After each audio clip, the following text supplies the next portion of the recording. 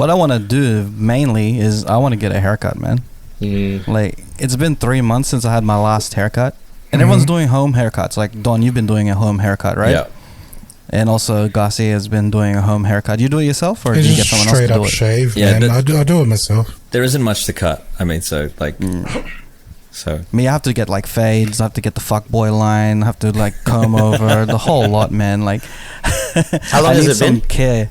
It's been 3 months, bro. Jesus Christ. Yeah, your hair's like melded into your beard. Like, I can't tell if some of your beard is part of your head hair. It's Hagrid style, man. And like Hagrid style, bro. And like, it's so dark. It's so dark where he is right now. Like, I can't tell where his oh, it's probably like that guy from Adam's Family, just his beard melded into his pubes, just disconnected. Yeah, like his snail trail goes all the way to his neck. It's a journey. It's like, I really need a haircut, guys. It's been 3 months. I feel like I've been going through the pandemic really badly, but like I don't think I could get my family to do it. I just feel traumatized from when they used to cut my hair when I was like younger. I have 3 sisters. It's a bowl. It's a legit bowl cut. Like, my family would give me a bowl cut. My mom would give me a bowl cut. Give my sisters a bowl cut. Bring it back. I'm the only boy in the family, so my bowl cut has a little feminine side to it. I think I got a bowl cut. She gave me bangs when I was a kid, and then I got traumatized. And the worst part was on the same day she gave me fresh new bangs. Like, we had visitors coming through, and you know, when visitors come through, the judging starts, and the first thing the last thing you want is to have freshly made feminine bangs on your head. Feminine in bangs, a bowl cut. bro. Bang, bang. Bang, bang. But I'm just like, I think I'm traumatized to a point that I'll never get anyone else that's not a professional to do my hair. I tried it myself, but like, I can only do the front, and then the back is like, I don't know. I think that's where the mullet began, I guess. But you know, you're probably in the awkward phase, because when I was trying to grow my hair long, there was a point where I'm just like, I'm just gonna have to cop it. But now that it's long, it's all maintenance cuts, so I can just do like little snips, and it just I like barely having my beard anything. all maintained and everything, but I can't even do that. I feel homeless, even though I've been stuck at home for the last 3 months. Homeless at home. Yeah, it's homeless at home. That's how I feel, bro. But like, other than that, man, I'm having a great time. I'm watching X-Men, bro. Did you go to just one barber, Raf?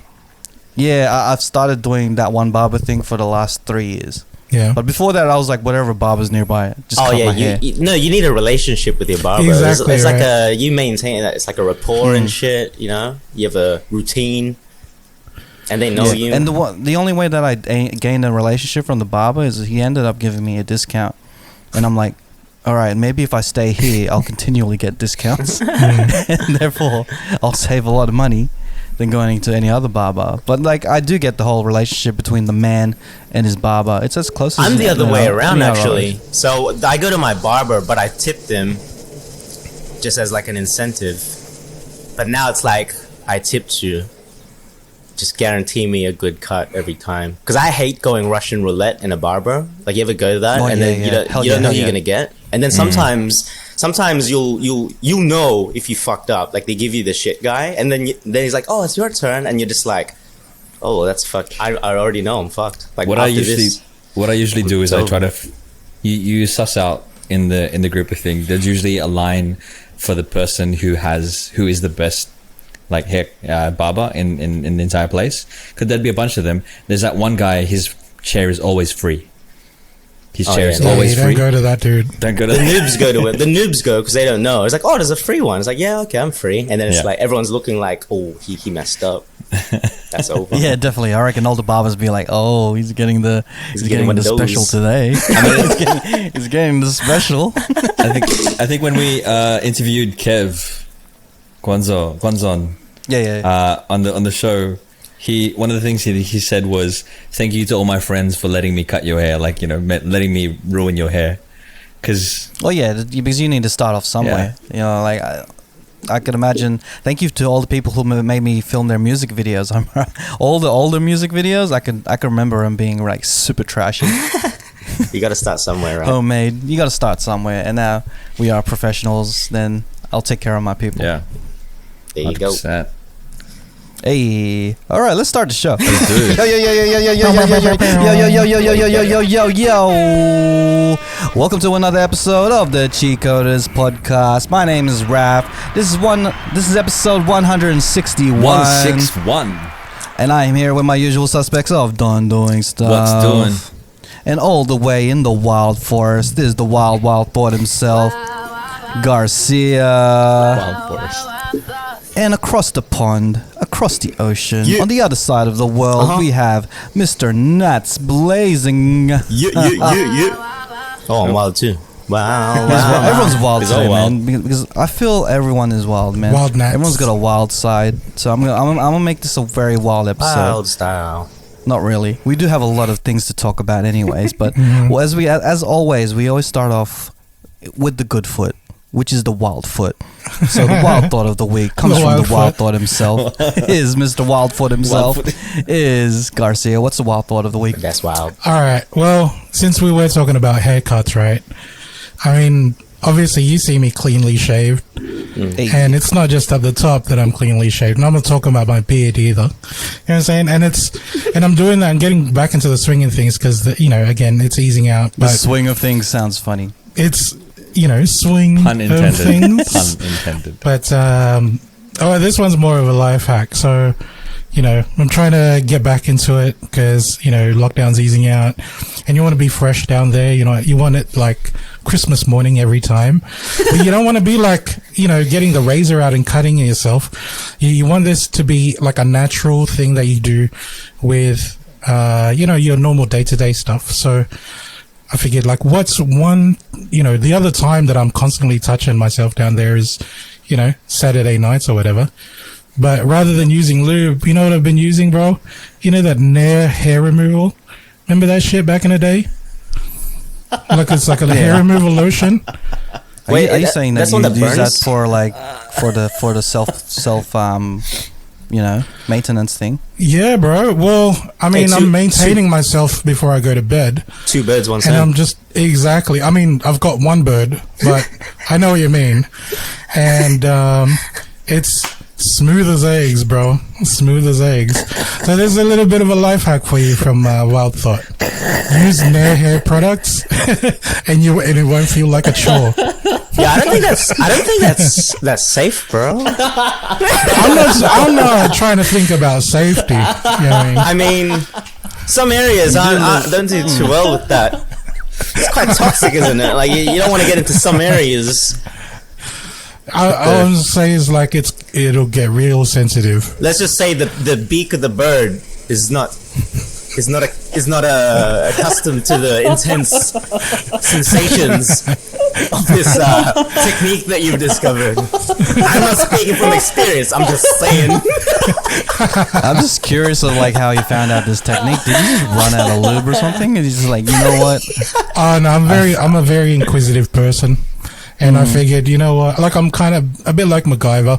I figured, well, if you can use it for this, then why not that? You know what I mean? So, And then like while you're getting off, your hair will get off. So like, exactly. I just making, the best out of a bad situation. When two birds, I ran one out. stone for the one bird and two stone. Well done. Well done. Two birds with one stone for the one bird and two stones. Well done. That's gold, bro. Well done. It took a while to register, and I'm like, man, Oh my he's like god. eons ahead of us, man. Oh my Punchline. goodness. Hey man, like yeah. So we guarantee that you are freshly smooth Maintained. as a baby's bottom down Oh, there and man. maintained. He's like a And Cole's chicken relaxed. in the fridge. Cole's chicken. Just like I put bagged up and ready. Johnson's powder on it, afterwards, just to make sure, it's fresh. I think I should move the wild thought of the week to the middle of the podcast. We stared away from that shit, and now Can we get Manscaped's someone- a good sponsor, bro. Can we get that suits our Manscaped demographic. to sponsor Wild Thought Hey. Garcia, please? If you can, we'll specifically have that segment sponsored by Manscaped. Just so that, Yeah. Like you'll have a whole segment just so that he's not, Manscaped sponsored. just so that he's not using fucking toxic material on his junk. I'm sure there's like a warning label, like you can't fuck around with that shit, bro. I'm pretty sure that ain't safe. Yeah, man. Well, if we get like a sponsorship from Deep Heat, you'll put on the I remember when I was doing my Krav instructor course, I was putting heat cream on my muscles like every night, and then one time I was like rolling, and then I was putting heat cream on, and then I needed to go to the toilet. I'm just like, fuck. Oh no. Like, fuck, what do I need to do? Like, wait, quick. number 1 or number 2? It was a number 1. And I was just like, no, what am I gonna do? That's dangerous. The rub in his eyes as well. Yeah. At least you like hold back. I see it intentionally. Is like, oh, I have an idea. Oh, interesting. That's a weird tingly sensation. Oh man, damn dude, that's wild. I mean, that was a good one. That's wild. That's wild. That's wild, bro. Wow. Please don't try that at home. I know it's a wild thought of the week. Please. Don't try that at Please home. don't Try it at someone else's home. You'll lose more than hair. I swear. I promise you, you'll lose a lot more more. than But hair. if you do decide, we're not accountable. We already disclosed. Don't do it. But if you do, Yeah, send your not results to That- Garcia. yeah, just C_Garcia. Don't send me your... I mean... ladies, you're always welcome, but...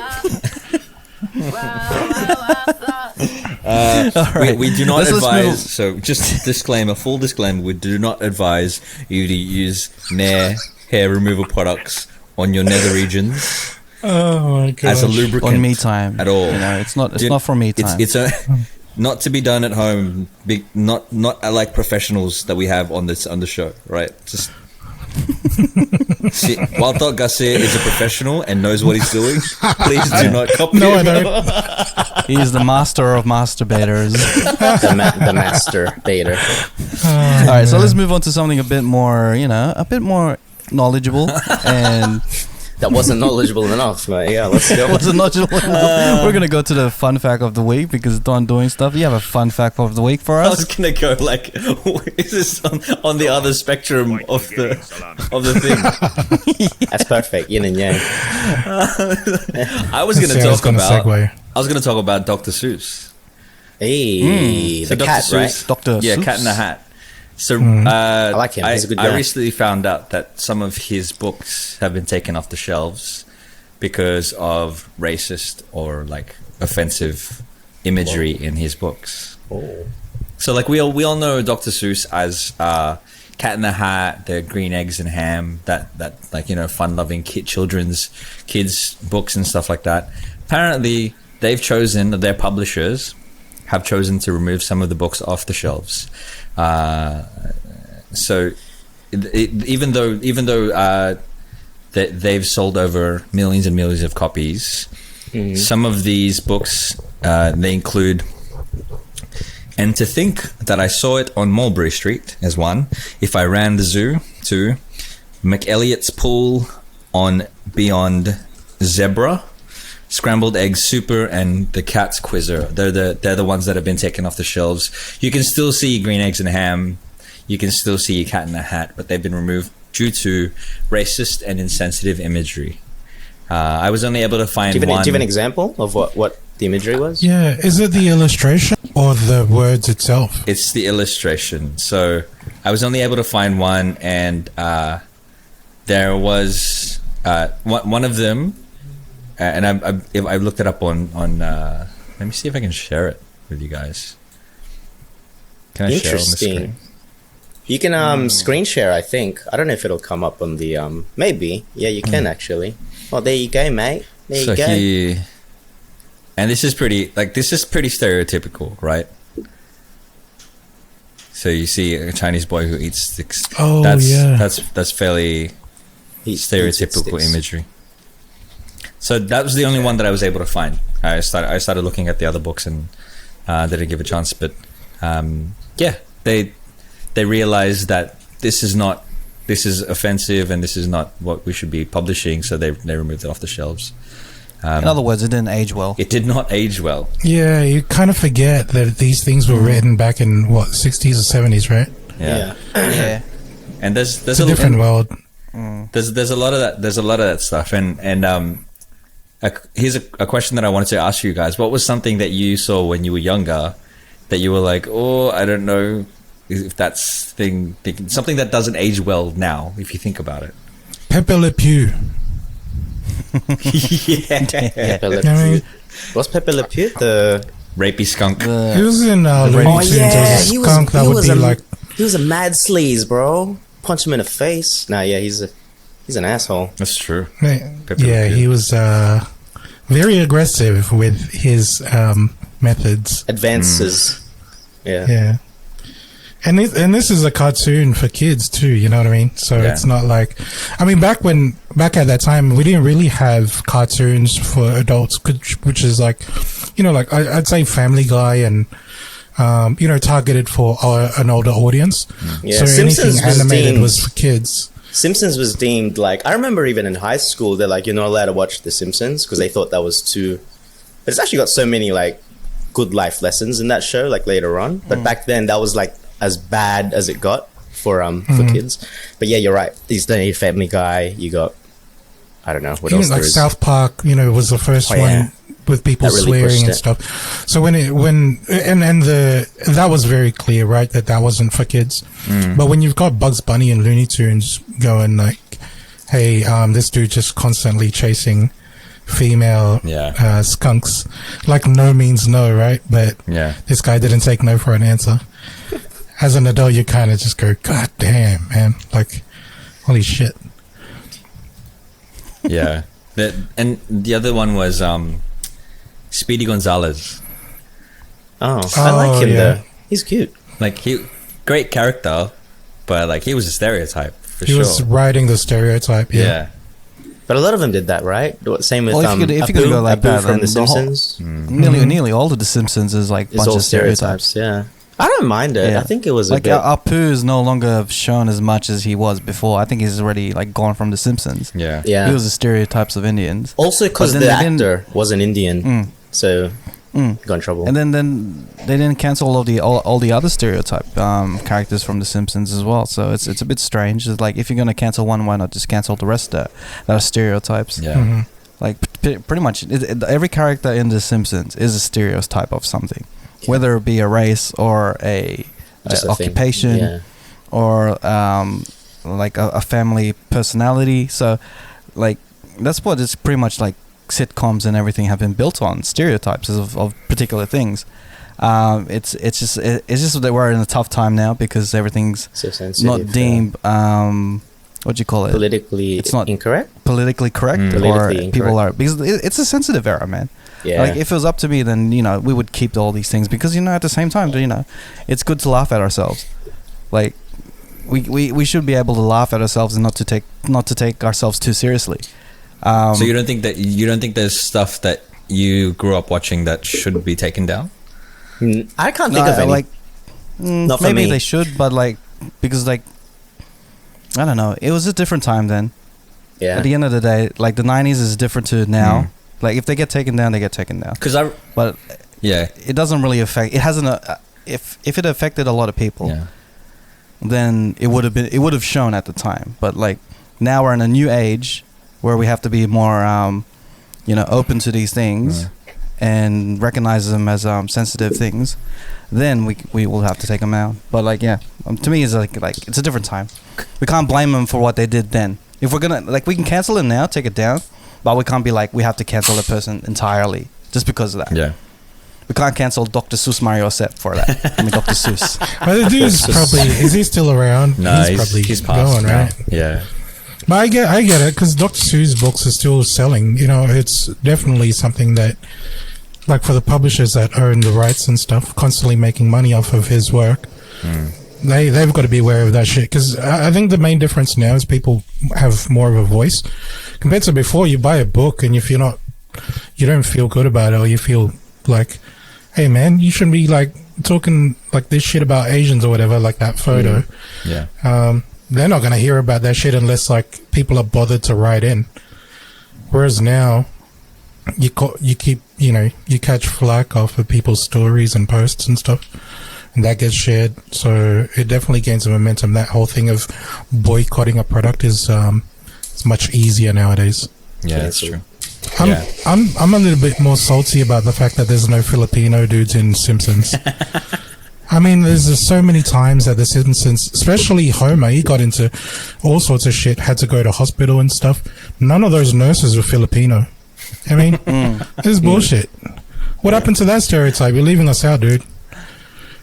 Don't bring up argument, the stereotypes of Filipinos. The argument can be made that like Apu Nahasapi Mapedalon was good for representation, but then no, I think the issue with him though was they didn't. Well, back then as well, all the actors were doing impersonations. It wasn't a genuine Indian person. Yeah. So it was like an American person just putting on the accent. So I think that's where the issue came about with that.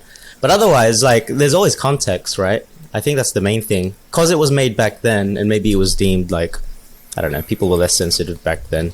I don't know. You got to look at the whole picture with those things. I wouldn't dismiss it completely, but I sort of get it as well. I don't know. Can't really do much. Do you reckon it was a cost-saving thing too? Because that one dude voiced like 5 different characters, right? Probably, yeah. He did so many different Hank voices. Azaria? Hank Azaria. Yeah. One of them, he did a lot. Yeah. Well, if you're going to talk about cost saving, if you want to go there, then you should just like, what you call it, outsource to India for Indian voice. He went there. I was thinking Just that too. for that It's one like, well, character. if you really want to cost save, if you really want to fucking cost save, If we really want to talk about it. like if you really want to go there, then I'm gonna say some shit. I don't know, like for shows though, like maybe to make it a bit lighter, not to just like shows that didn't age well and they have to be cancelled, but just generally didn't age well. Have you guys seen some shows? Like, I'll give you an example. Do you remember Johnson and Friends, the pink elephant? Yeah. Have you watched it recently? Nah. It's like you're on an acid trip. You're like, what the hell is this? Is this normal? Like, this is so scary. It looks so Wait, messy. you're saying it didn't age well? No, it didn't. I don't know why it was enjoyable back then. Right now, it's kind of like, it's just creepy. It's pink elephant with this truck. They're all talking. Oh, you're cutting out, bro. The hot water bottle as well. We kind of waddle. It's creepy. Like everything from the soundtrack, the I don't know how it's like the stories that's told. Watch a recent. I remember from like coming from a place where I was a child, so I watched it. I was like, oh yeah, Johnson and Friends, my favorite. And now I watch it, I'm like, this is some murder shit. How'd it go? I don't know what go. Johnson and Friends, my favorite. My favorite. Johnson and Friends, all so good. And now I watch it, I'm like, this is some scary ass shit. My voice was very squeaky when I was a child. We were talking about Looney Tunes earlier, and you know what I think, what got to me back then in terms of Looney Tunes was Wile E. Coyote and Roadrunner. Yeah, what about him? Like, watching that would piss me off because I'm just like, bro, why did you get him? Like, why did you just try this? I would get so frustrated because he just kept trying so hard to catch the Roadrunner. Oh, that's just a dumb thing to do. And then like he spent all of this. He could have done this, but he didn't. It's a cartoon, bro. It's a fucking cartoon, bro. They need to extend the storyline. But like, he spent all of this money on like contraptions and machinery and all of this stuff. He could have just bought a chicken dinner from the shop. And that would be the end of the show, wouldn't it? They'd just be like chilling. Oh, man. So what's your thoughts on Tom and Jerry? I never watched Tom and Jerry. I love Tom and Jerry, dude. There was I know that there was an episode where Tom and Jerry were actually friends, like they were mates. Like, and that like they made up, and then they stopped chasing each other. Which comic book was this? I can't remember. It was one episode. It must have been a Christmas episode or something. But there was never anything like that with Wile E. Coyote and the Roadrunner. They were never friends. The Roadrunner was a dick to the Wile E. Coyote. He was trying so hard. He just wanted to eat something. Wait, whose side are you on? The Coyote or the Roadrunner? I'm on the side. Obviously the Coyote. He's so passionate about this. I'm on the side of the Coyote, man. He was just he's struggling. He's grinding. Hey, man, it's telling you to persevere, man. Just wanted to eat. No matter how impossible the dream is, it's okay to invest in unnecessary stuff that'll never get you to your dream, but keep investing to make other people richer. and don't achieve your dream. It's okay to dream and hope for. I'm gonna put my money in asbestos. That's a sure thing. I put my stocks in there. Everyone's gonna need this in the future. Did you guys recently see that video of Steve from Blue's Clues returning? Blue's Clues. Do you remember that TV show? Hey, didn't he like kill himself or something? No, that was a rumor. So He's still alive. He's locked up in an So yeah, that was unless actually he was doing a Tupac. there was some conspiracy theories. I don't know why. Don't laugh, man. So Steve. Sorry. It's so bad. I don't know why. Can we like edit? We can't even edit point. Don't worry. Keep going. We're live right now. It's live, bro. We're not laughing at the thing. We're laughing at the fact it was a rumor, and then it was such a big rumor that people actually believed it. Yeah. He died. And There was whole conspiracy starts theory. laughing. No, I'm laughing at the moment. So Don just said there's a video of him that came back, and then and Nats goes, "Wait, didn't he kill himself?" Yeah, well, I mean, how the video just come out? It's the Mandela effect all over again, bro. Okay, now let's. But there bullshit. was this theory, this conspiracy theory, that he had like gotten addicted to crack, and that's why he exited from the TV show. So he initially Not to believe anymore. was the first host, and then exited. Here's another fun fact: he exited the show. So many facts today. It's good. He was just like, "Here's my brother, and he's gonna, do Blue's Clues with you now." And then Yeah. he fucked off, and we didn't see him anymore. Who, the second guy? Maybe he. We didn't see the first one, Steve. Oh Yeah, yeah, the first one. Yeah. And so he's recently come back, and he did this whole thing. After rehab and all that. They did. He was never in rehab. Oh, so that's fake. What? I don't know what to believe anymore, man. He was never in died, rehab. He was on crack. What? The real thing was he was going bald. Oh. The truth was he was going bald, and he wanted to exit the show because they were thinking maybe he could wear a wig or something like that, but it just wouldn't look great, and he made the decision to bow out of the show. And that's why in this new video he's wearing a hat, because underneath he's completely bald. He's done interviews as well where you could see he's completely bald. But I mean, apart from that, he went back to finish his studies and things as well. Yeah, he went back to college. So it's not like his life went south. You know what I mean? Yeah. He just went and did his own thing. Yeah. So it was Steve who's the first host of Blue's Clues, and then it was Josh, I think, his brother, and then the third person to host Blue's Clues is a Filipino guy. Yeah. No way. Yeah, man. Yeah. I'm trying to find Filipino his name. blues. Filipino Blue's Clues. Blue boys, You blues. fucking ate blue the first day you got there. How do you say blue? What's blue in Tagalog? Is it just blue? Don't laugh at that, bro. Don't laugh at Azul. that. I think it's the same as Spanish. What is it then? What's blue? Azul. Azul. Yeah. Wow. The Filipino Wow. guy's name is Josh. His name is Josh. Sorry, Josh I Blue. think I got him mixed up. Steve, Joe, and then Josh is the new kid. Is he full Filipino or half? He looks full It looks Filipino. Full. Yeah. Nice. Will the real But Filipino please stand I up? mean, I wasn't in that age where that show made an impact for me, but I can see for a lot of people, like reacting to him coming back out, Yeah. it was like a really good closure. Because imagine like if you're a kid, right, growing up and you're not going to school yet, and this dude was the only one that's engaging with you throughout the day. Yeah. And then all of a sudden, bam, like he's gone. It's just like, well, what the fuck did this dude, like Don was saying, like this guy just bounced on my family, like on me, dude. And then for him to come back, I think it was a good thing to give people closure, right? Yo, you brought up a really good point, man. Like that's the responsibility right there.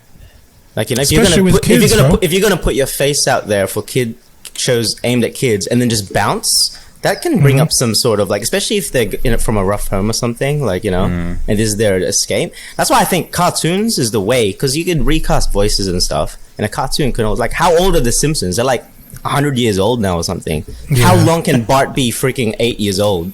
He's been 8 years old for over 20 years. I think he's 10. It's but yeah.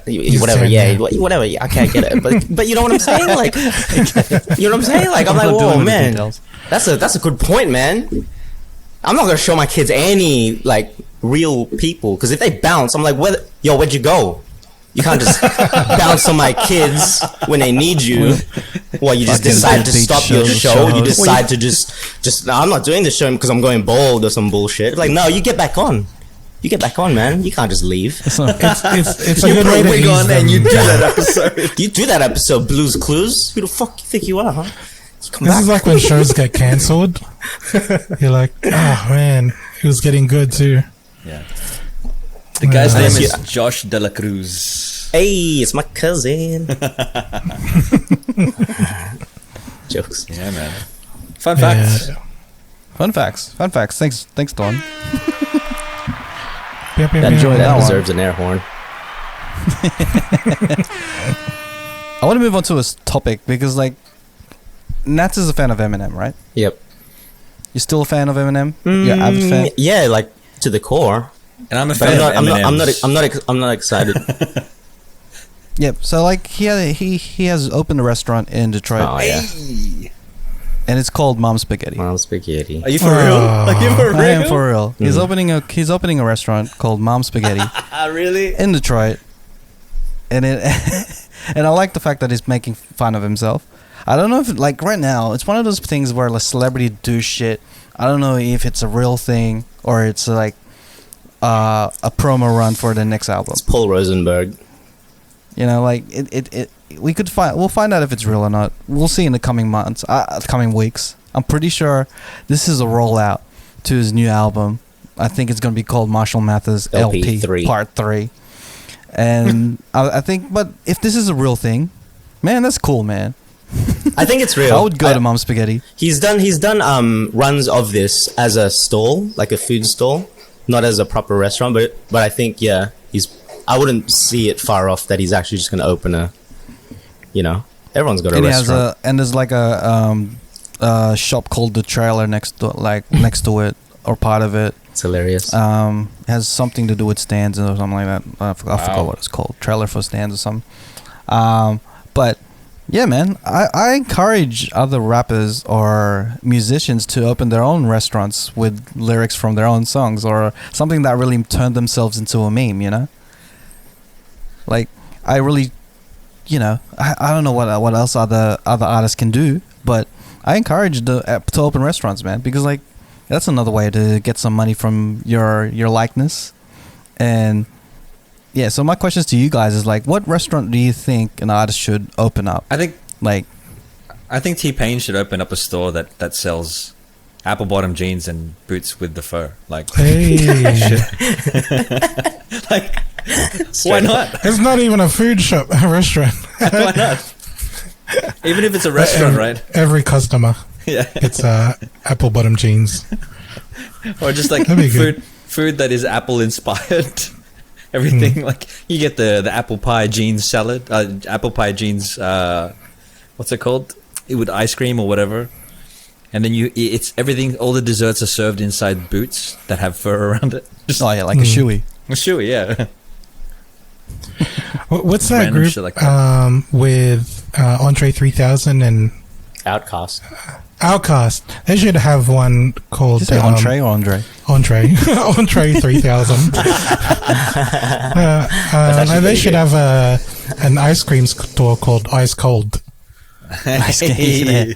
Yeah. They should have like a drinks shop. Ice cold. That'd be so dope. Holla shop. I reckon Dr. Dre and Snoop Dogg should set up a car wash. They should. Have you watched the movie The Wash? Yeah. It's hectic. Or they could set up one called they could set up a bar called Gin and Juice. Oh yeah, I'd that'd be smash down. it, man. That'd be so good. Dude. I mean, I don't. He should just buy his own gin company. Look, here's my Doesn't qualm with this whole thing, yeah? Sorry, just Here we go. This is This is what we I knew you were gonna have a qualm. Look. Let me just be real with you guys. I just have a qualm with this. Look, I'm all for it, but as long as it's like authentic and genuine. And here's why I have issues sometimes with Eminem. A lot of the stuff he does, I don't think he even personally has a stake, like even an input in it. It's all because, like, when some artists get the pinnacle of success, they're too much of an entity where there's too much business that really controls everything. He might have full control of what he does musically, all that kind of stuff. But a lot of the stuff outside, it's like, it's a machine behind him because there's too many pockets being filled. When Eminem drops an album, you know, he does get a lot, but a lot of it funnels through a lot of different places. So it's in their best interest to just, I wouldn't say exploit as far as that is, but to a degree. Do you know what I mean? So sometimes things that certain artists do, I don't feel good about it, especially if it's someone I like. It's like, you don't really, because, you know, it's different with musicians, like especially when an underground artist is coming up. I feel really good, whatever it is, that if they're selling merch or something, you feel that connection, you know that they've put thought in it, they need it because they're struggling. But when, like, there's always that imbalance, then when an artist is too big, it's like, do they even know that they're even selling this, or are they even part of this type thing?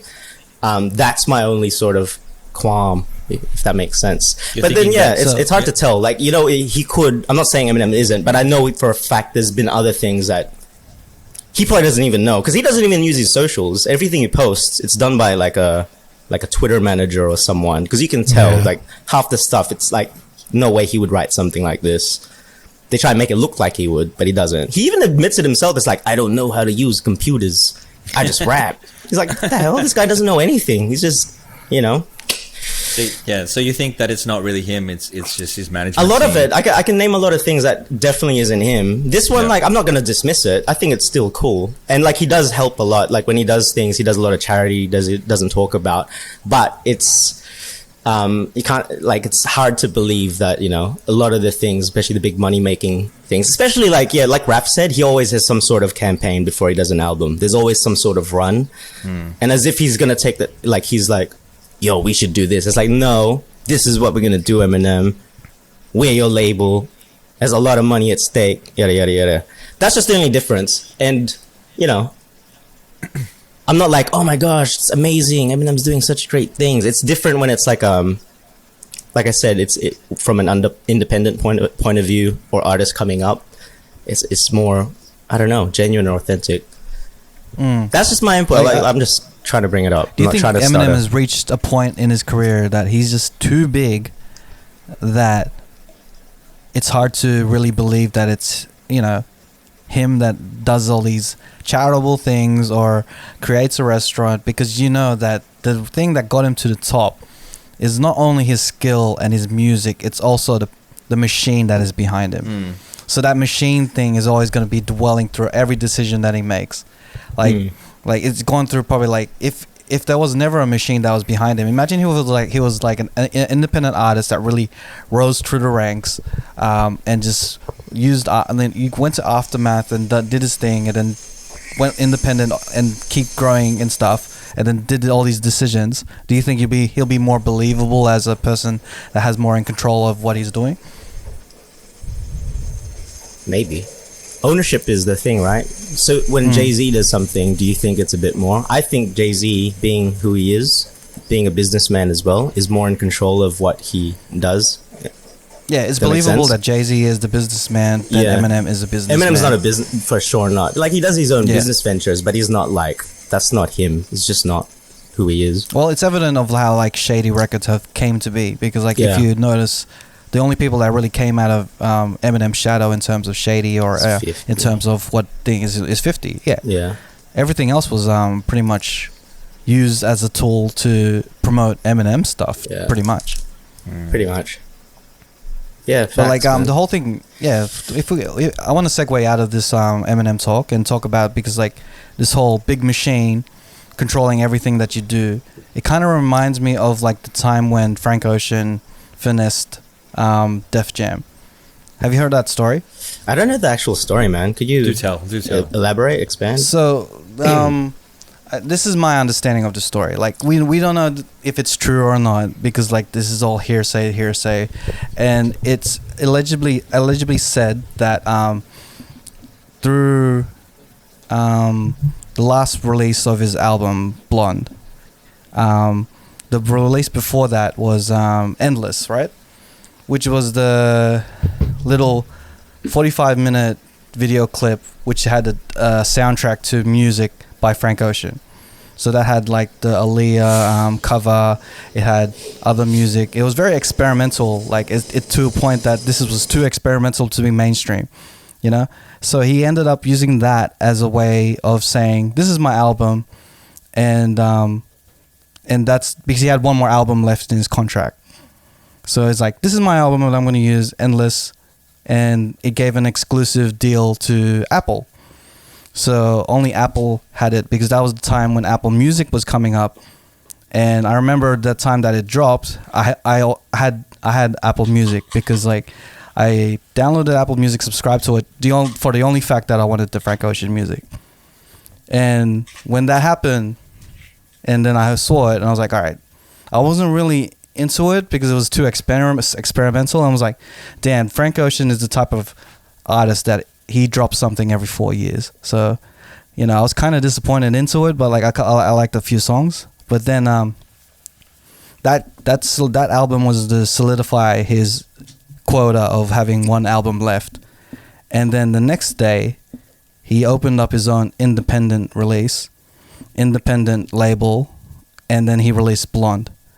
And Blonde was the actual album that he wanted to release after Channel Orange. So he fooled the label into thinking that this is the album that I'm going to drop that's going to make him big money. He paid him back for all his advances and stuff. And then he finessed them by having the next day dropping his own album of Blonde. And that has gained allegedly $100 million from sales and all that stuff, and all the merch and all the magazines and all that stuff. So he put all his money into Blonde and using Endless as a decoy to get him out of the contract that he was in, therefore giving him more money than he would if he dropped Blonde under the label. Endless, despite being, I guess, not as commercially successful, that still would have netted him.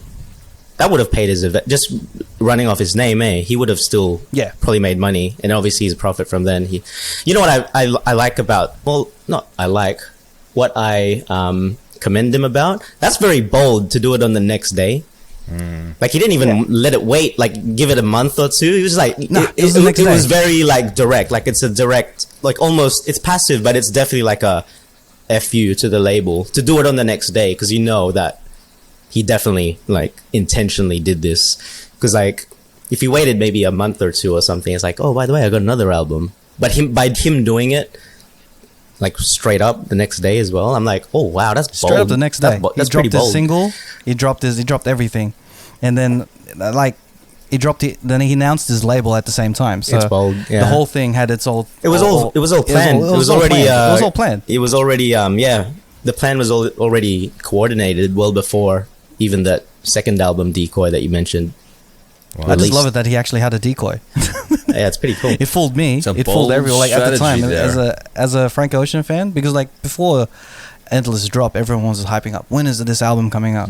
Even I was like on the edge of my feet, because like Channel Orange is one of the best albums of all time to me. Yeah. And like listening to that, and then waiting for his next release, which was Endless, which was about like 4 years later.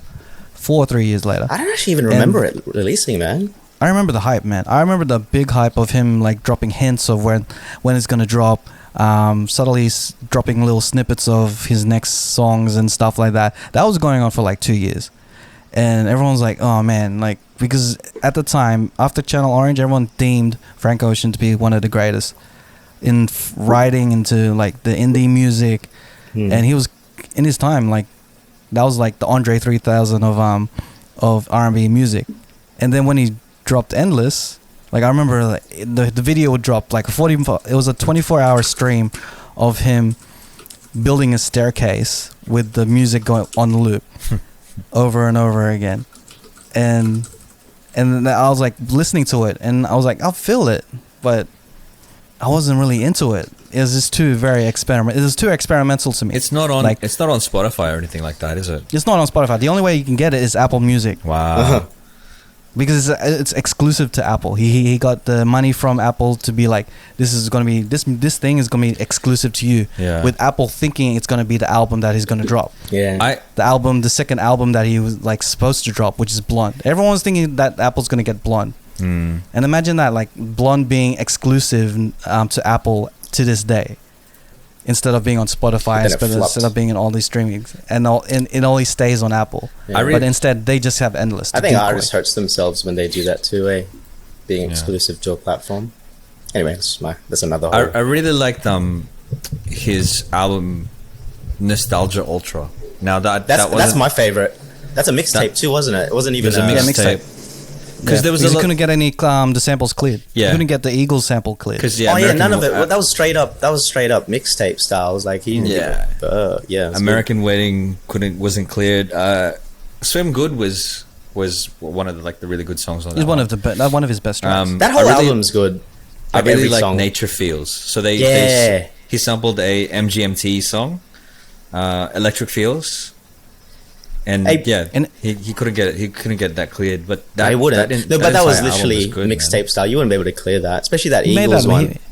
He made that mixtape because like none of the label people would listen to him. As in, like they didn't want to push him or get him studio time to do this thing. He was like, you know what, fuck it. I'm just gonna do what I want to do. And that's Nostalgia Ultra. You know what's insane about that album, or whatever you want to call it? The fact that he used some pretty iconic songs. Well, the Hometown California.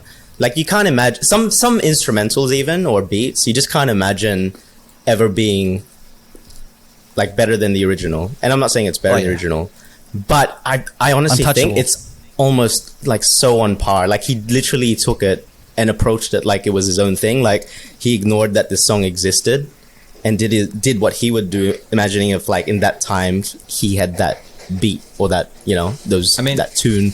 Yeah, it's so good. It's just so good. What he's really good at as well is he can take that feeling, because the Eagles song Hotel California, it is very Americana, right? Yes, it's that style, and you feel that it's quintessentially American. And when he sings about it being an American wedding, like that's that sort of thing, you're already transported into that story. You already know it. With Electric Feels, like the song is a little bit, because I know that it's not in 4/4 time, it's 5/4 time or 7. It's an odd meter. If you listen to MGMT's Electric Feels, it doesn't go 1, 2, 3, 4. It goes 1, 2, 3, 4, 5, 1, 2, 3. Like that's the way that it's weird and it's different. And he can still take that and still write something to it and still tell a story that you're transported there immediately. And that's what he was able to do with that music and sampling that music. So from the video that I shared with you guys, I'll share it onto the description of this thing. It shows that he wasn't happy at the start of that journey from being signed to a label because they weren't paying attention to his music. He literally had to make his own music for the label to get his attention, or to get the label's attention, and then they gave him the green light to do whatever he wants. And that's when Channel Orange popped up.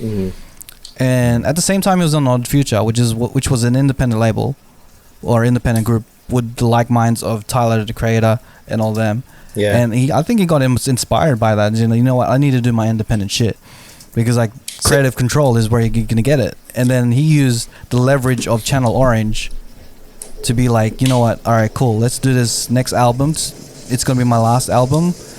Let's make it.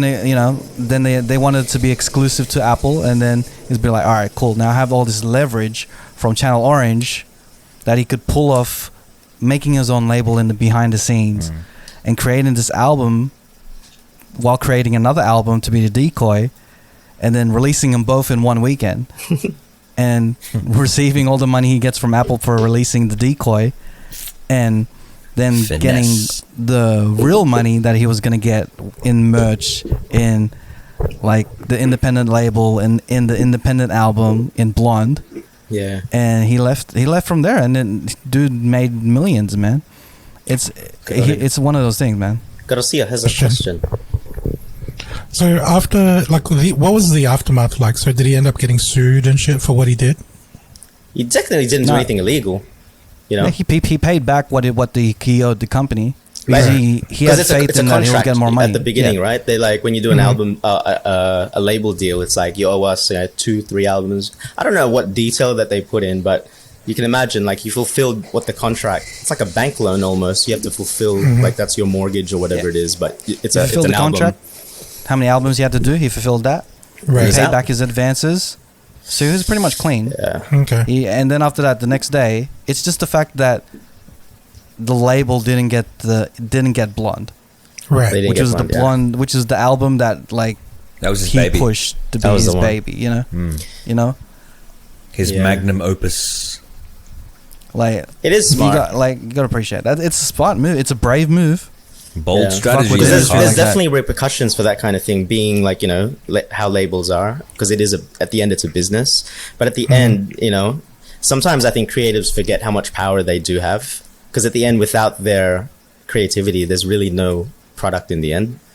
But then sometimes it's hard, you have to get a side of being like sort of business savvy to be able to protect your own shit, because you easily get you can easily get, what's the word, Dave used in a way. Chappelle.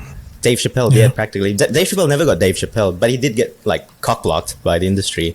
But he was smart enough to see it and was just Yeah. like, "This is not. You're not taking my show." Yeah. So fuck it.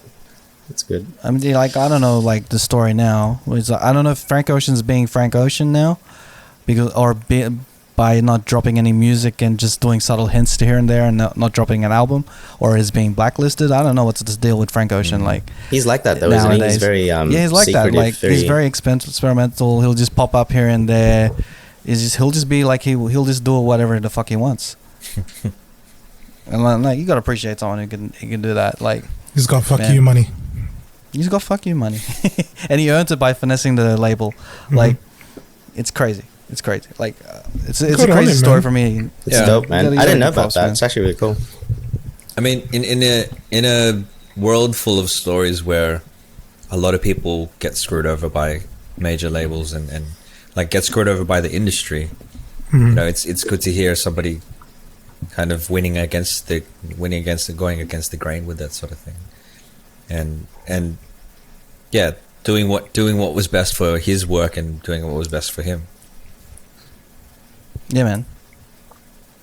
So down. Sweet. Let's move on away from music because, like, I think music could really. I don't think we have a big music audience out there yet, but our music talk. I love our music talk. It's kind of like one of those things I miss. I'm sitting here getting hungry, and Garcia's snacking right now. I'm learning. I didn't really have anything to add because I have no idea. All I know is I haven't really heard anything about Frank Ocean for the last feels like a half a decade now. Yeah, man. But, It's good to have your I feel- perspective, though. yeah. It's actually good to have your perspective because you sort of represent. When people say, "I love when you guys talk music," but then there's all the people that don't come from that, but also are interested in it. So it's good to actually, when you're in the convo too, and add your 2 cents. Yeah. All right, let's derail from a music conversation. Oh, And Don did say he was a bit hungry. oh, here we go. Bro, I'm hungry. And let's talk about this burger that's been sitting in front of me for about the last hour It's cold. You need with no acknowledgement. Yeah, You no, gotta heat it's it up. Just there. Is it a display? Just gotta Is heat it it plastic? Is it real? Like, what is this thing? So, like, Garcia, did you want to introduce this little mukbang we're gonna put in this episode Banging a sure muck. thing, man. of this burger? Just to make sure my voice isn't crackling because It's this has crackling on top of it. I know you guys probably seen this in the last couple of days. There's a shop called Mate Burger here in West Sydney who made Lechon Burger, which is a special in their menu. It's not on there all the time, but it's like a double patty. It's just full of bad shit for you, like if you're trying to stay healthy. But instead of buns, they've got lechon pieces. That's. I thought it's hard as KFC fuck, was bro. wild by doing their double up burger. You know, I this mean, the look at that. It's KFC just one with dripping the with little cheese. KFC. Oh, bro! But this one, it's got lechon. Pork in crackling, between. man. In between the lechon look like cheese, onion. There's a bit 2 of patties pickles. of beef. Are Is there any greens in there at all? lumpia? Is there any lumpia in the hole? No, just I think it's inside the lechon. If you open up the lechon, there might be There's a a lumpia whole in there. lumpia waiting for. Mate. You'll be like, "Hey, what's up?" It looks like a heart attack on a plate, to be honest. Oh, you man. didn't get one done. Nah, bro. I live too Hey, far Who away. wants to live? I live Quick too shout far out away. away. while you guys are gonna eat that. Quick shout outs to the guys on the Twitch stream. Like, sorry we don't talk much when we do this. We obviously zone into the 100% on the actual convo. But big shout outs to you guys. Is not AJ, who's our new moderator for our Discord. Shout outs, man. He said Hey. looks nice. It looks nice. Good size. Not Good bad. size. Not bad. Good size. What up, Not AJ? bad. Thanks for joining the group. And join our Discord if you're at it. While you're at it. Hey. Yeah. All right. So, like, how do you want to tackle this? This is a new burger from Mate Burger called the Lechon Burger, and by the looks of it, it is a heart attack. That It looks looks like high deadly. cholesterol. They should Bro. rename this the gout creator. They should rename it Delicado yan. That's the They should name it is it? Bahala ka sa buhay mo. Bahala ka na sa buhay mo. They should name it that for real. Yo, By pause. looking at this burger. Tanginang shit, sakit sa Oh puso. my god! All right, so like, do you want to eat at the same time, or you just go in? Let's just go in. Can we get the sound of the crunch as you're biting into the thing? Because please. Bahala ka na sa buhay mo. Bahala ka sa You've buhay mo. got a mic stand. You go ahead, ref. All right, I feel my life just flashed before my eyes. I pray for you, bro. Pray Rest for in you. peace. Rest in Do peace. we have a defib standing by at all? Let me just lower this so everyone can see the burger. Hang on, I'm gonna have 000 on standby. I don't know where even to start with this. Should I just eat from the top or the bottom? Like, us Asians don't have big mouths, I swear. This reminds me of that zinger where the 2 zinger Yeah, patties. what was that called? But this is Double worse, down. man. Double down. Double down. This This is was worse, dude. This is so bad. All right, All right, here we go, guys. I've Here we go. got 000 on R.I.P., bro.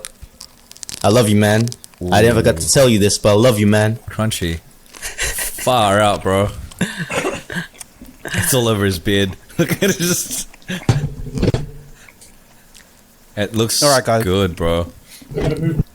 I've got 000 on standby. Just You know what? This is good. Everyone's tea? praying for you in the chat, dude. I'm Well, going nuts because, oh, bro. Jesus. Effect No But that- said, got triple O on standby. Thanks, bro. Raf's gonna need it. Might have an heart attack. Thanks, feck no. Like, I am immune to gout. Like, I have not had gout for the last in my lifetime, but I feel like after eating this, I might have it tomorrow. Famously, so- yeah. You're like Batman, how he like consumes the darkness. You consume the cholesterol. Yeah, this is the Gout burger man. that It's gout Filipinos man. didn't need. Na na na na na na na na gout man. Yeah, if Rap was a superhero, you know, he's like, what are the criminals afraid of? They're afraid of gout. I'm gonna dress up as gout. And then he's man. like, trying to run. My superhero costume is just big legs. Garcia just like not saying anything right now because he's crush just you with my enjoying it. gout. Describe the taste for us. AJ's asking. Meanwhile, I'm gonna eat this protein bar while you guys, because I'm freaking hungry watching you guys eat it. It's meat overload, bro. Jesus. So Let's be real. I here. won't be tastes able like? to finish this whole thing because You know what it's this burger so much tastes meat. like? This burger tastes like when you're about to leave your auntie's house, and you're full. You're full from eating everything, and then your auntie's like, you know what? You look too skinny. You should come back here and eat a lechon, and eat a full meal while you're full. Like, I got an empty lechon. stomach right now, and I just ate it once, and I feel really full. I feel really lechoned out, but it tastes amazing. You lit you on that. It's really good though. May Burgers got really good. I mean, they've been making burgers for quite a while, and their patty is, oh my gosh, it's so good. But it is meat overload. Like I had a little bit earlier, so I ordered. I got a couple, and Damn. no, it's like I wanted to. This is your second one. No. I split the other one with my family and stuff. Alright, I didn't want to. Oh yeah, that's what they all say. Split it. Yeah. I gave him a little. You know what this tiny reminds piece. me of? It reminds me when you're at a Filipino gathering and you just put anything on your plate and just stack it up. Every And plate. then, bro, if I just deconstruct this and then put like rice on it, I think this might be a good meal. Yeah, this feels like a meal with no rice. Like it's just all ulam. I think that's what they're missing. They're missing the rice, right? Mm-hmm. If they could get a little rice like patty in between the in between the beef patties. It's reversed. All If the there's- ulam's on the outside. If there's anything that you guys could improve upon the lechon burger, what would it be? Bread. There's no carbs. I mean, like, there's no carbohydrate things. There's Bread, no, it's non-existent. because the whole point of the burger is to have like the bread carbohydrate thingy, tasteness and goodness, and then the meat with it. This They do is just have taking the chips, bread out of the though. equation. Like I just did they have go use the burger. Let's take it the other way. What would you change about it to make it more gout worthy? Like to add more gout to it? Bacon. Make it a surf and turf and put like prawns on top of it. Cover that What's shit this? with like Is this to reach Super Saiyan buckle gout? on. Yeah, man. Same gout. You'll get double gout on your hands even. He gets like an oil aura, like this oil just aura around his face and hair. Just, you know, it's like, it's over 9,000 cholesterol. Damn. Are you just having the lechon by itself right now, right? I don't know how you can eat that, dude. Oh, dude. I got a knife and fork. Hey, didn't eat it. I can just think about all of the cholesterol when you're eating it, but at the same time, I fucking want one, man. I want one. It's definitely something you should try at least once, right? Like, so this isn't obviously something that you'd have every week because I don't know they don't even have this on the menu every week. Yeah, exactly. But you know, like once in a while, kind of want to do something stupid and like decadent and you know. I know we're not getting sponsored by them, but do you guys want to shout out Mate Burger? Like, what's where can I find them? Mate Burger, they're located in Old Mount Druitt. They've also opened a new store in Bella Vista. Nice. I mean, we're genuinely just, very supportive of Filipino-owned businesses, Yeah. which is a big thing. They started off as a food truck. 100. And then now they're, like a brick-and-mortar business, which is amazing. I mean, if you're lucky enough to fall within that This 5 sounds kilometer... mad sponsored. We're not sponsored. Yeah, no. Well, we're just showing love to Philo. We gotta show love, man. We gotta show love. Yeah. Doesn't matter. Not for Especially, we don't have to do anything for from the area too, Yeah, 100%. Fucking, good I job, don't know mate, if I can Burger. finish this, bro. Like, I'm just looking at it. I'm like, I want one, dude. man. it'll take a while. I'm I'll eat it gonna have after to the pod. mix it with like some monk tomas as well later on or something. Oh, man. There we go. Fekno supporting the small businesses during these tough times. Yeah. And if you 100%. want us to eat your food on the podcast, please let us know. DM us and let us know that you're there. And we'll eat your food in front of the podcast. If We'll you do a want to little send us mukbang. food, then Send us food. Bro, Tell if us I about would've your, tell us about your story, the whole lot, man. We're here to support Yeah. Filipino businesses, and we love food at the same time. So this is a perfect way to build a great relationship with food and the Filipinos out there. Yeah, buddy. Hell yeah. Yeah, let's 100%. support our community. 100. All right. I don't know what to do now. I'm just like in a food coma. Oh, you gotta finish it, man. Are we gonna? Should we keep it going? Yeah, keep going. Is there any other topics or there's something I do? I want to talk about Squid Game. Yes, that was it. That was the one. Okay, cool. Let's move on to some television talk because, like, I really want to get into this Squid Game thing. Like, this thing is everywhere, man. Like, this is the perfect movie to be on social media using social media as a tool to market itself. So this, and like, it's all everywhere. So, like, Don, did you want to give some context? So this is a TV show that's on Netflix. Now, I did not do my homework this time around, and so I haven't seen it. I was too busy watching Clickbait, which was a different show on Netflix. Yeah. So I can try to sell you or explain what Clickbait is. But effectively, you guys need to sell me on the idea of Squid Game. I don't care if you spoil it for me, but you need to sell me on Please why don't I spoil should- it for me. I'm gonna try. I'm not and gonna be spoil it. invested in I'll just. Oh, how do you Explain not why- spoil it? Have you watched the why- first episode? Have you watched the first I've episode? seen the first episode, Well, and Don I'm hasn't kind of seen getting it. the gist of the I don't premise. care if you spoiled the first episode for me. It's fine. But tell me why I should be watching this. Well, Why I should I'm be not. watching I'm not this. gonna sell. I'm not selling it to you. It's your loss. It's just your loss if you don't watch it. I don't care if you don't watch it. You think I care? I'm not trying to sell to you. First question. I'm just joking. I want to ask Garcia. Okay, so Garcia and Nats, you've Yeah. seen the whole thing? I was You hooked seem- after the first episode, so it's a bit hard to sell if you haven't seen the first without spoiling it. I also would tell anyone, if you do want to watch it, I'd say don't do your research. I know it's hard to not. If you can give up an hour of your time just to see the first episode, because it'll make or break for you. Because it is quite slow, but I think when you get to the end, that's where you decide. It's like, oh shit, I need to watch this now, because it's quite. I don't know if you're with me on this, Garcia, but I get sort of almost. I don't know if it's like this is how Korean movies or dramas are filmed, but almost Parasite vibes, where it's just so ambiguous and vague throughout the whole thing. Like you don't even know where this is going, and then you have these whoa moments. But even like the cinematography, it's very. Can't It's a explain nice it. looking, The it's a nice the imagery, looking show. nice looking, but also like, what the fuck? It's like it's weird. Like you know what I Yeah, mean? it keeps you guessing. Keeps you But, guessing. but like any other, what do you call it? Like a thriller-based, or that thriller genre TV shows, right? They're not going to give you everything all in the first episode, but it's enough to entice you to go, you know what? I'm going to give it a chance. I'd say it really doesn't pick up until the third episode. Although the first episode is really good. I'm the Second is opposite. kind of getting you back there. Third is really when Yeah. you're really into it now. Like Yeah, you're yeah. really invested into it.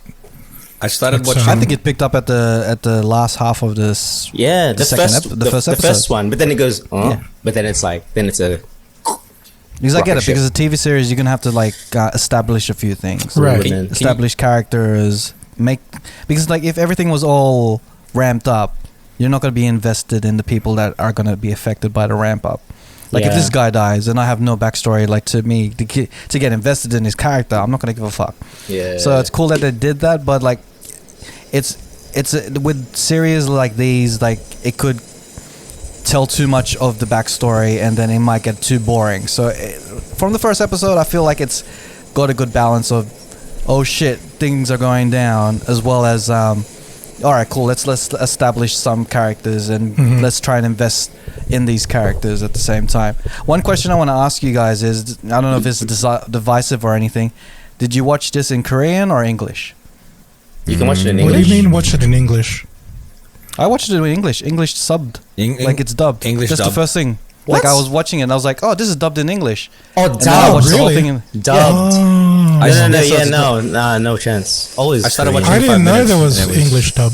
Yeah. So there's, in the Netflix version, I watched the first episode dubbed English because I couldn't be bothered reading subtitles. Yeah. And I quite enjoy it.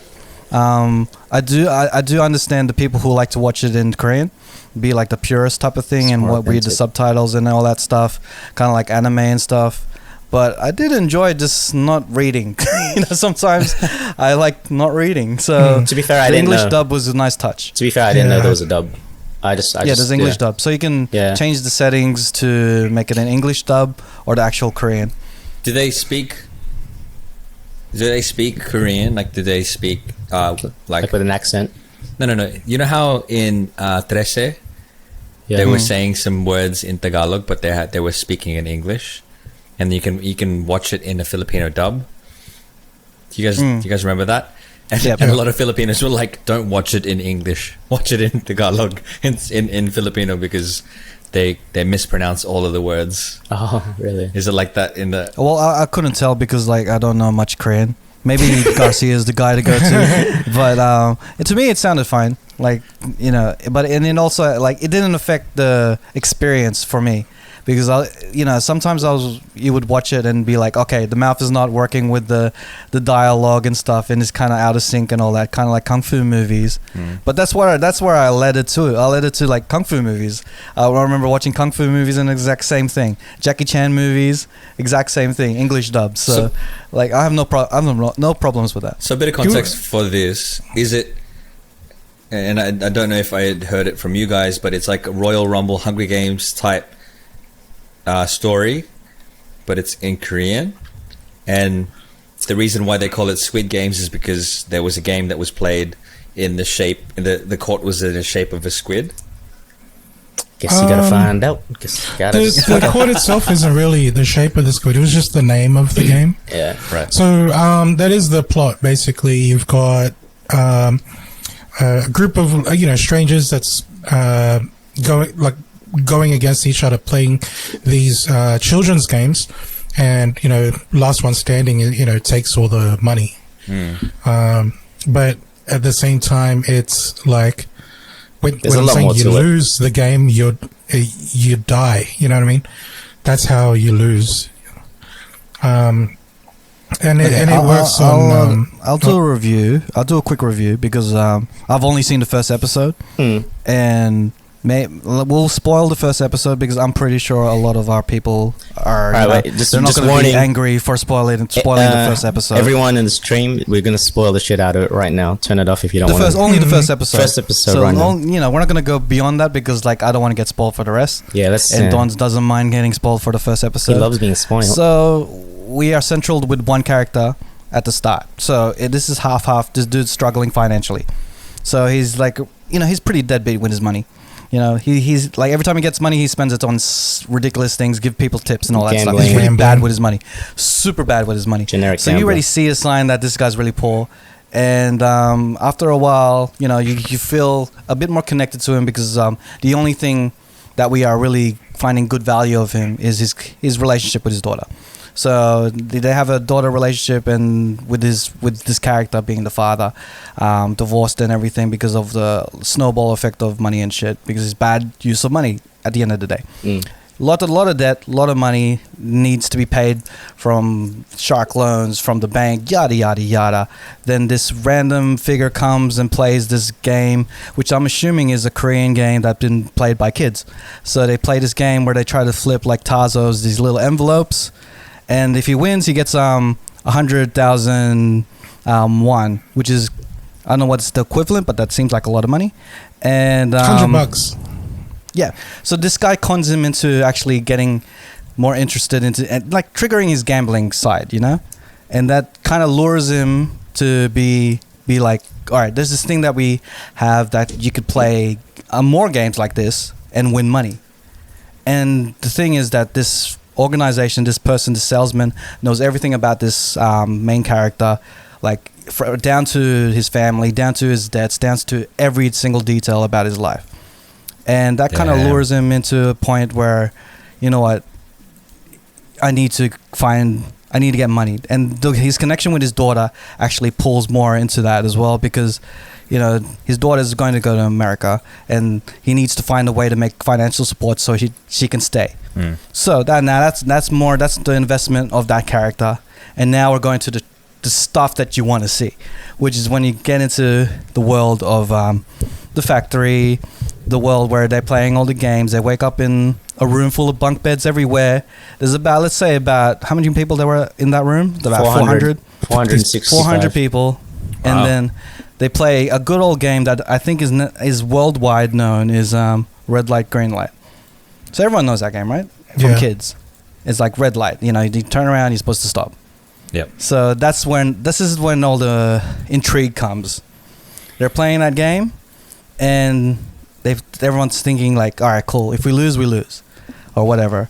And then they play it, and as soon as one person the first guy that's so enthusiastic just guns it to the beginning. He's like he was annoying from the beginning. He moves, he's out. And then a sniper rifle just shoots him in the head. This is where shit goes down. So this is where shit goes down, and everyone's be like, all right, this is some real shit. And during, let's backtrack a little bit. everything's a bit more sus about this area, right? Yeah. Everyone's got masks. Everyone looks like very eyes wide shut. Secret organization. You got a feel of this is how, like as Nat says with Parasite, there's a lot of classism happening in here. Like, Classes, that's you the can one, imagine. You automatically just assume these people are like rich people, rich organizations looking down at these people who are struggling with money. Something sinister is going on, and let's use them as a game. Like we don't know the extent to it. Like to me, I don't know the extent to it as if it's going to be a television show to show rich people, because I'm really familiar with the Purges, the Hunger Games, the all these games where they're just catering to a lot of rich people to watch or like make it a worldwide thing. But to me, all I see is classism, the rich people and the poor people, using them as a way to entertain themselves or a way to make them fight for each other or something. So all these people that are the wild thing about this scene for me is that they went from 400, I don't know now, I think it's about 50 people. It went half. What? That one round, because it was the herd effect. The moment the first person died, everyone starts running. But the game, how it is, it's this doll, right, that turns around, this creepy like Soviet era looking doll, and when it turns around, it's got a camera in its eyes and it detects motion. But then when everyone just starts running, it's just so it's just bang, bang, bang, bang, like everyone's dropping by the third round of this game. Yeah, everyone just panics. And when everyone realizes, just to give Don perspective, where they're playing this is in an enclosed area. It's walled off.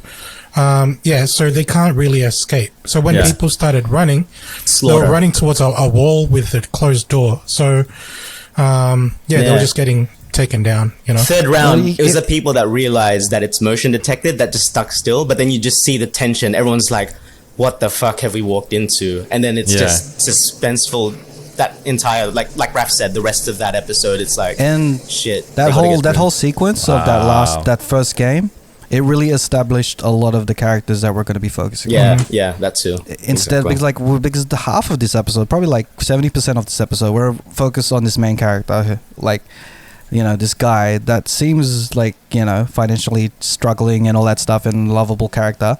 But then in this little thing, we get to establish like different character traits of the other characters. So like how would they react in the situation, in this kind of thing. Like one of the guys helped the main character out because he was about to trip and he held him up. Yeah. And then that was a really intense moment. That was hilarious. That was so funny. Yeah. And then there was, you established a lot of characters within that one scene. The main motivation there is really money, right? So every single time someone gets killed, another $100,000 gets added to the pot. Their share basically goes in of the pool. Yeah. So it's a prize pool, but obviously it's divided amongst people. But the more people die, the more money goes into this prize pool. Okay, so that wasn't established in episode 1. Wow. So it's not a big thing. That's not a big thing, but that seems to make more sense. Yeah. Okay, I want to watch it now. Don, just think of this like Big Brother. To me, it feels like Big Brother, but instead of being eliminated, you die. It is practically like a lot of these things. It's not like it's a brand new concept. You know, you see that in Hunger Games. You see that. I think Hostel had something similar. There's there's a Battle lot of Royale, all that stuff. I like the fact that it is not just like that, not just like Hunger Games, like all of that stuff, but they're getting people to play kids games. It sounds like it's just kids games too. It's quite dark, yeah, because that element making it a kids game kind of makes it a bit more. Oh, it's a bit disturbing, isn't it? Yeah, it's all with kids. But it's got very crude humor, which I like. Like it's just funny. Like that scene with people getting shot, as messed up as it is, I laugh so many times because it's just so ridiculous. But then it's like, oh, it's so graphic and so like, whoa. Yeah, wow. But then bang! It did remind me of Parasite. Remember that scene in Parasite? That's what I mean. Exactly. Parasite. It's so over the top, over the top, gory. But then the beauty of Parasite, as outrageous as it was, it could actually happen. Like for some divine reason of situations, this actually could happen, and this could too. Like you never know. Who knows? You know, could be something. Some dark web shit. Yeah, dark web shit. I am so keen to watch the next 8 episodes. Hopefully, like I think next week we could do a full review with spoilers or anything. Yeah. If everyone listening, watch it. Yeah. If you listen to us, watch it with us. It really gets to you. Like I'm like, all right, cool. I like the humor in it. I like the shock value in it, and it's a as we said, it's a concept that's been done over and over again. Like, You finished it. Sorry. Yeah, I think, you know, the fact that this is different because in a way that it stands out is because the way that it's shot, the set design, the part where they're like getting their photo taken and they're walking up those stairs, man. Like, I'm like, that set looks amazing. Yeah,